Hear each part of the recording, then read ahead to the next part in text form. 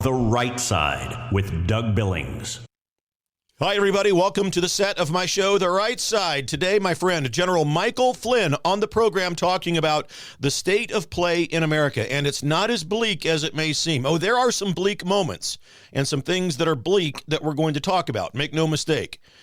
But as far as some of these influencers who are out there calling for immediate arrests and perp walks and we need something now, the general and I talk about how Pam Bondi and Kash Patel need time to create airtight, rock-solid cases. Because we remember the radical left threw absolute fiction against President Trump and the likes of General Flynn himself, Roger Stone, Peter Navarro, you name it, fiction. And what happened to that fiction? It was thrown out and overturned. We don't want the cases that we bring against the establishment swamp and the tyranny of the radical left to be thrown out. That and much more. The Right Side with Doug Billings is now upon you, ladies and gentlemen. Are you ready? Let's go.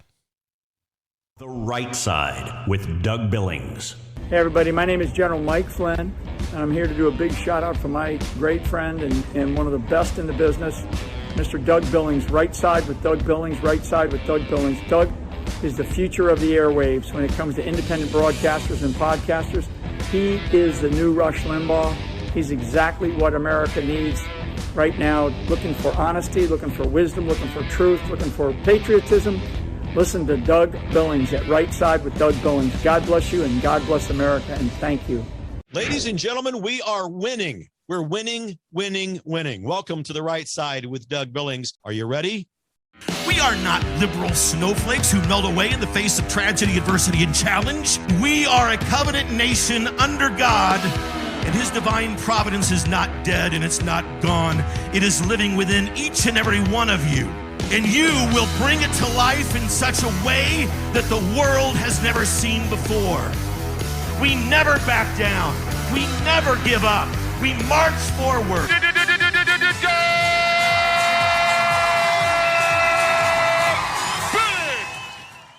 My friend, General Michael Flynn. General Flynn, welcome and thank you. Happy New Year.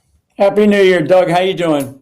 Hey, I'm good. Look what I've got here. Does this look familiar to you? This is that famous bottle. Yeah, it's good. Sits right here. One of these days, I'm going to make it to Florida. We'll actually drink that bottle. Yeah, exactly. We can open it up now, right? Hey, we've got about 12 minutes, and it's not a lot of time. We both. I saw you on Alex Jones. There's a lot of things to talk about and to cover. What kind of without speculation and without commentary, what information and developments do you have and do you know about of these deep state rats that have infiltrated the Trump administration yet again? And to be transparent, I know there's a lot of talk out there. You yourself have said similar things to other influencers out there. Why aren't there enough arrests? Why isn't Pam Bondi moving fast enough? What's up with Kash Patel? I have tried to default to grace with them, understanding that we don't throw fiction up at these guys like what the radical left commune socialist party does, and that their cases all fell apart. Maybe we've got to build real credible airtight cases. That's what I have said publicly. Now I'm going to turn it over to you. What do you know? What is going on with this infiltration? Yeah. So first of all, Trump picked a team of people once he won the election, and a lot of people were responsible for that victory, right? And I want the American people to know that Trump would only be there if the American people collectively, as a majority, decided that we wanted him to be the president of the United States again, to do the things that he campaigned on. And principally, one of those things was to get to the bottom of the deep state and just the destructive actions and activities that people on the left have taken against this country for decades. I mean, and again, just other indicators of that destruction just came out recently about Minnesota. I had a phone call with some people that I know in Ohio this morning, and it looks like Ohio is in the possibly as much as $10 billion in fraud coming out of Ohio through a community in Columbus. You got Maine. So these are things that just recently happened. Never mind what has happened over the last 10 years of just absolute persecution of anybody who stands up for America and for Donald Trump. And I want everybody to understand that from the very beginning, in the first meeting that I had with President Trump way back in the summer of 2015, only a couple of weeks after he came down the escalator. In fact, it was like 2 weeks after. And he had a small team of people. Corey Lewandowski was, in fact, the guy that was running his campaign at that time. I mean, my whole focus is not about being enamored by President Donald J. Trump. He's absolutely the guy that needed to step into this historic moment when he did. Otherwise, we'd be gone. We wouldn't be having this conversation. Yep.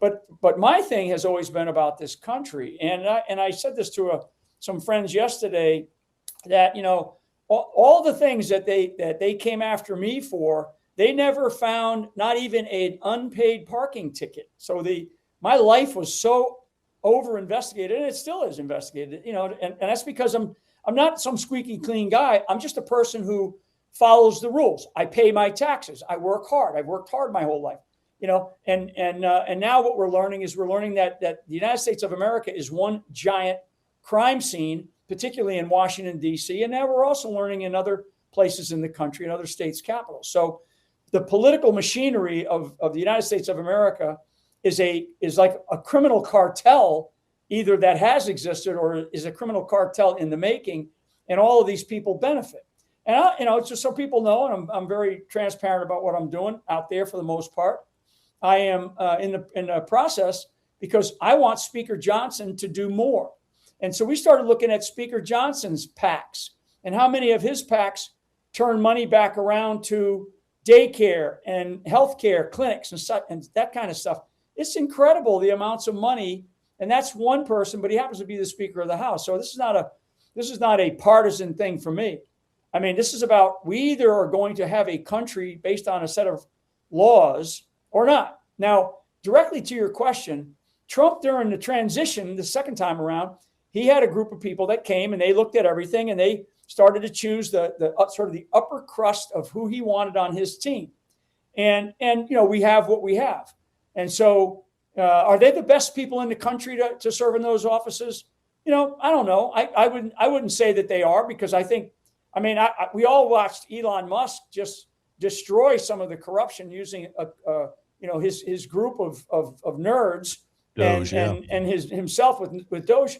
And then they shut it down. Why did they shut it down? Because they're part of the problem, right? And we have Trump, who owns the executive branch. We dominate the legislative branch, and frankly, we also dominate the Supreme Court. 3 of the Supreme Court justices Trump put in his last administration, which is unprecedented. So we essentially have a conservative body of constitutional people, supposedly, in Washington, D.C. You'd think that they would be working together to basically preserve, protect, and defend the Constitution of the United States. And what we're seeing, you tell me what laws have been passed. I just, off the top of my head, maybe there's been a few legislative elements that have been, that executive orders that have been turned into legislative laws that have been turned into laws yet. It's like what I'm told is it's the least amount since Reagan, since the first Reagan administration. Yeah, and I agree. The executive order. So what I don't want to do, because I don't have a lot of time here, but what I don't want to do, this is not about bashing Trump, but what we have to do is we have to recognize that we're a year into this administration and the trends are not good.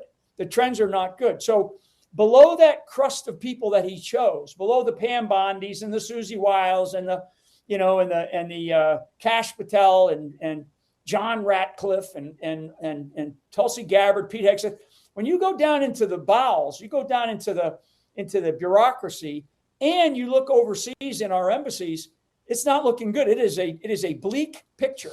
The people that still reside in many of these positions that are, in some cases, are appointed, in other cases are just bureaucrats that had to step into a role because there's not an appointed person there. Ambassadors, for example. What are we expected to do here? What are we expected to think? Why is that so hard to get, that many people chosen, figure out a way to do it, get a task force, and then put the right people into office? We're about to go to war. We're about to go to war, and I've never heard more talk about nuclear weapons than I have in the last week in the Ukraine problem, right? And we still don't have an ambassador in Moscow. Now, does that matter? It damn sure does matter. It matters a lot. It matters an awful lot because it's not only a sign of respect and protocol, but it's also a person who the president works directly for the president of the United States and is in the capital of in this case somebody who we're considering an adversary. So these are things that matter because when we look at foreign policy and domestic policy, closing the border, great, got it. Starting to do the deportation campaign, great, fine. I do think that we could deport a heck of a lot more. In fact, we need to deport a heck of a lot more, probably to the tune of about 500,000 a month, because otherwise we're never going to get to the numbers that Biden let in. Never mind the numbers that came in during the Obama administration. We have potentially 20 to 30, maybe higher. We really don't know how many illegals we have in this country. We really don't. We know of some numbers because they were able to take count of some of them, and I think that number was around 12 to 15 million. Yep. But when I was in the military back a decade and a half ago in one of my jobs, at that point in time, we knew we had 12 million. That was during the Bush administration. There was 12 million that the Bush administration had talked about. That was in the 2007 timeframe. So, I'm thinking to myself, Jesus, how many illegals do we have in this country? Yep. And now you compound it with the ripping off of the American taxpayer. Why do we pay taxes? Why do we pay taxes? So everything aside, what I want President Trump to do is I want President Trump to have a very, very good fingertip feel of how the American people feel. It's how I feel. It's how a lot of people that are out there. And that's the frustration. I get a sense, obviously, of your frustration, but for the American people, we feel the same. But with a guy like you've got President Trump's phone number. You can call him and talk to him. It's got to be doubly frustrating. What's the deal with Trump? Why doesn't this kind of stuff seem to register enough for us to see this kind of action take place that we want? Well, I think the good news in this is I do think that it's beginning to register. I really do. And there's some indicators of that. And I think that one of the areas that he is really honing in on is elections and our election integrity and election security.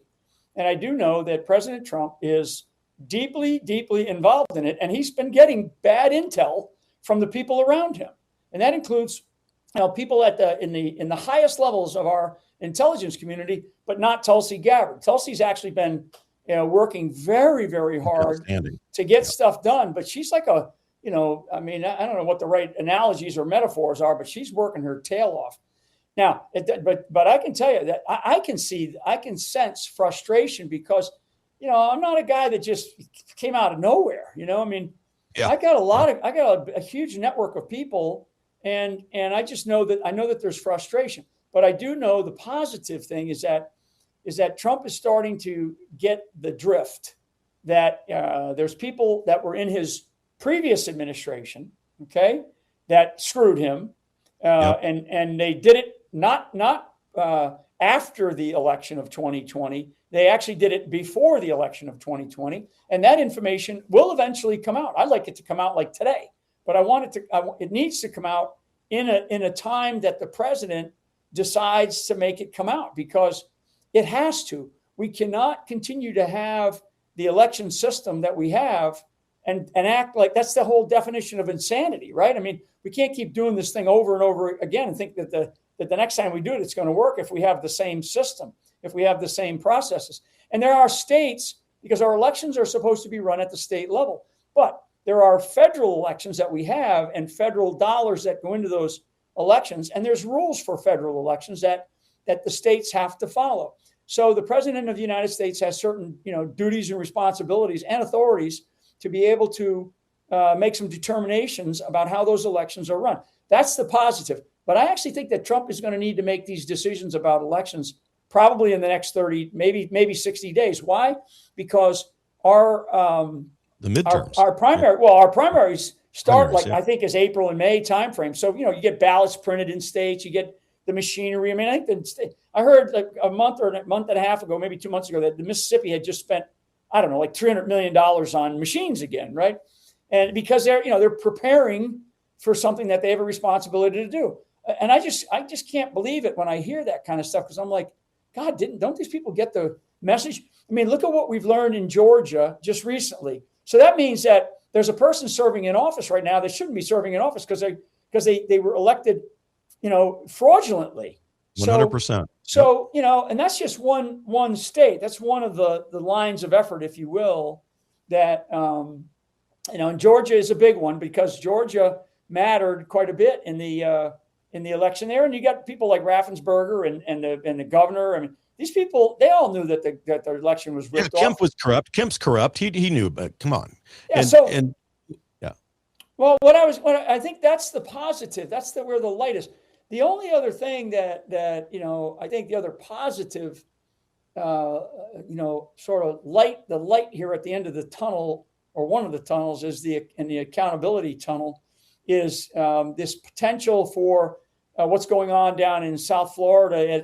Within I guess they're holding a grand jury, and there's some number of people that have been subpoenaed. They're lawyers start talking because their clients need to talk to each other. They want to know, what did they ask you? What did they ask you?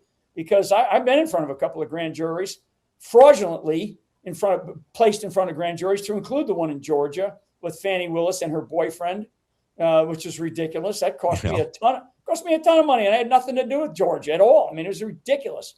But this is what the left does, and so that is going on, and that's about as much as I know about it. Why don't they talk about this? Why doesn't the Department of Justice, they don't have to tell us exactly what's happened, but just let us know, hey, we have an investigation ongoing into the long-term conspiracy that started with Russiagate and it has continued.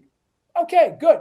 Then that's all we need to know. That's all the American people want to know. And then we'll believe it. Now, what I'm telling you is that I am aware of something along those lines. And so maybe if people want to believe that, fine. But I'd rather it come from the government, where the government says, yeah, we are in fact taking action, and people are going to be very happy with what they're going to see, and I don't, other than that, I don't know. And I will tell you that if it drags on and it goes into court and we deal with judges, that aren't necessarily on the side of the law, and they're on the side of lawfare, then we're in big trouble. And then it goes back and forth, and it goes on forever, and nobody's ever held accountable. I mean, there should be people arrested, Doug. There should be people arrested and have already been arrested from the Doge investigations into USAID. Okay? The person who ran USAID underneath Biden during the Biden administration, that person should be minimum indicted by now. I mean, the amount of fraud that was discovered in USAID, it's just incredible. It's undeniable. And Doge brought it out. But the problem is when that money goes out, and now I'll use a specific case because I'm part of a civil case, a federal civil case, where with a whistleblower on Ukraine, okay, and the federal case is $42 billion in U.S. taxpayer money that flowed through USAID, goes over to Ukraine, gets washed and laundered, and then it flows back into organizations here in the United States of America. And I'll leave it at that because it is a case ongoing, and I am part of it. And it's for $42 billion. It's a civil case. Believe me, it's a tight case. And you know what? This Department of Justice ought to jump on it, take it and run with it as a criminal case, but they're not. They're not. What are the reasons? So you and I both know Kash Patel. I've reached out to him. I mean, that it's one thing for Doug Billings to reach out to him. It's another for General Flynn to reach out. Why isn't there more motion? Yeah, I don't know. I mean, I think Kash put out a thing the other day about some Somali investigation that they did, and I guess that people looked into it and they said, well, geez, that started back under Christopher Wray back in 2022 or 2023. So they finished the case up and they arrested some Somalis. They did got some indictments, and the people are going to be sentenced and all that. Good. But does that include what's going on right now? And I don't want to make this about just the Somali issue in Minnesota, because it's not just about Somalis or brown people. It is about just severe corruption. So, I'm okay with, the DEA's out there doing the things that they do. ICE is doing the things that they do. HSI is doing the things that they do. They seem to be working together on the whole deportation thing. what I'd like to see the FBI involved in is I'd like to see the FBI involved in government corruption, anti-corruption in our government. That's what I'd like to see the FBI deeply involved in. But we got plenty of law enforcement. We have over 900,000 state, local, and tribal law enforcement personnel across this country. And maybe this Minnesota daycare thing with Skippy, Tim Walz, and all of that is the precursor to that kind of action and that kind of involvement. Because Trump the other day, didn't he say, if you think this is big, just wait? So what does he mean by that? Is there something? Yeah, no, just wait. Like I said, I was on a phone call this morning with a state legislator from the state of Ohio, and it's terrible. That's Ohio. I know that the state of Maine, the state of Massachusetts, Illinois, cities in Texas. There's at least one city in Texas, California, the state of Washington, the state of Oregon. How many more? Is the whole country just one big crime scene? That's what people are frustrated about, and that's what I'm frustrated about, and that's why I'm demanding that the year 2026 is the year of accountability. Because if we don't take care of elections, we don't get our elections straight. If we don't start putting people in handcuffs and perp walking them into jail for committing treason, and that's not my word. I didn't use that word. Trump used that word. The director of national intelligence used that word on the previous president of the United States of America. Right. So that's not Mike Flynn making shit up. That's the president and our director of national intelligence with obvious proof that they did it. So if they did it and they have the proof, what are we waiting on? Are we going to be kinder and gentler, and we're going to let these people off the hook like Trump did for Hillary Clinton in his first administration? Well, and that's the question, General. And that's, maybe I'm naive. I would like to think Cash and Bondi and all these people are back there building sound cases, and that sound cases might take a little bit of time. But I'm with you, and I think I'll give them that. Accountability. Doug, I will give them that. Let's see if that's the case. And maybe I'm way off the reservation here, but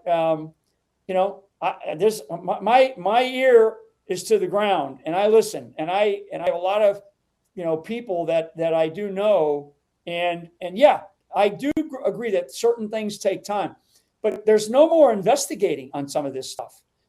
What we're talking about here is we're talking about these people use classified systems, and they use compartmented classified systems to communicate the sedition and treason of the United States of America. Okay, that is a felony in by itself, to use classified systems to do things that aren't classified. Never mind to do things that are treasonous to the country. So that's what we now know, and I know that for a fact, that there are classified systems, because we've seen it in some of the FOIA stuff that's already come out. So if we already have all this evidence, we already have enough evidence to indict.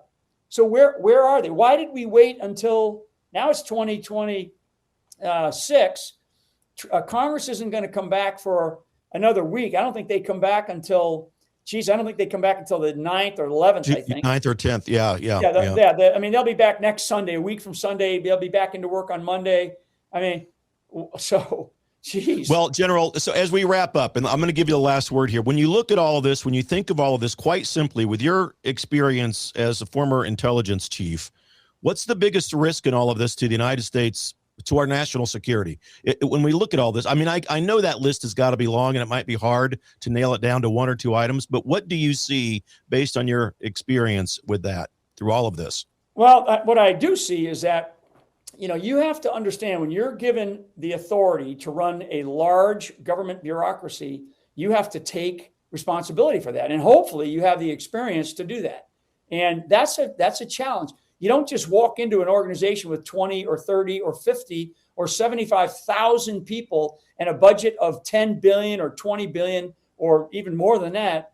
And suddenly you're like, what experience did you have to be able to run organizations like that? You're looking at a guy who started off as a platoon leader and worked my way up to an organization with at least 25,000 people and a $10 billion budget. So, you have this set of experiences over time, and it gives you that sort of background and knowledge base to be able to know where to start.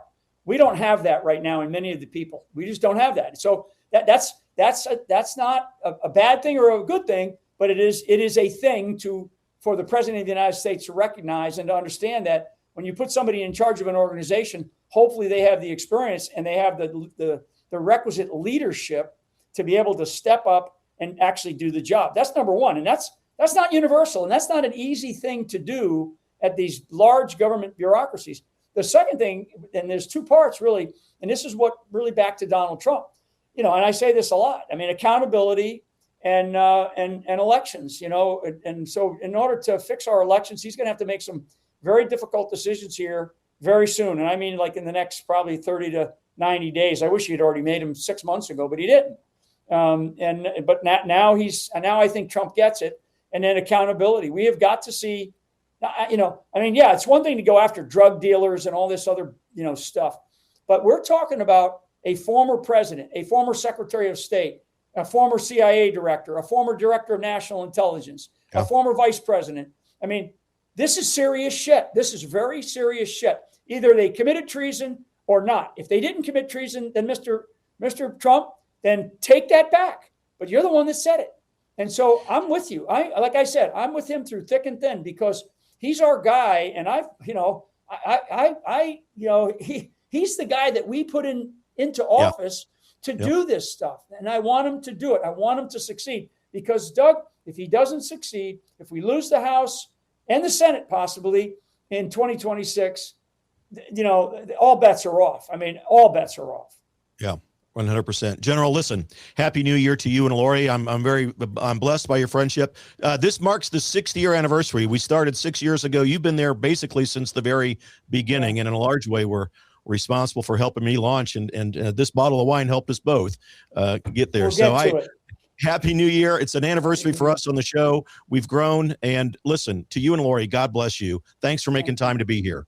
Thank you. Appreciate it, Doug. You bet. God bless. You bet. The Right Side with Doug Billings. Hi, everybody. Welcome to the set of my show, Doug Billings. Hey, my good friends at EMP Shield, that's electromagnetic pulse, in case you're from Raytown, Missouri. Electromagnetic pulse could wipe out your home electrical system, could wipe out your vehicle. And thanks to the radical liberal agenda that was put forth under Administrator Biden and Vice Pretender Harris, there are lots of people in this country who want to do us harm. And maybe an EMP device would be their chosen weapon. But EMP Shield gives you a device that can protect you. This little baby here goes on your home outlets, a computer, a router, whatever you want to protect. And then they also have a larger model like this. You can still hold it in the palm of your hand that goes on your vehicle battery so that you can get out of trouble from point A to point B. EMPshield.com. Promo code Doug, ladies and gentlemen. Save yourself, save your property. EMPshield.com. Promo code Doug. We're in this together, folks. Believe it. For the Republic. Cheers. The Right Side with Doug Billings.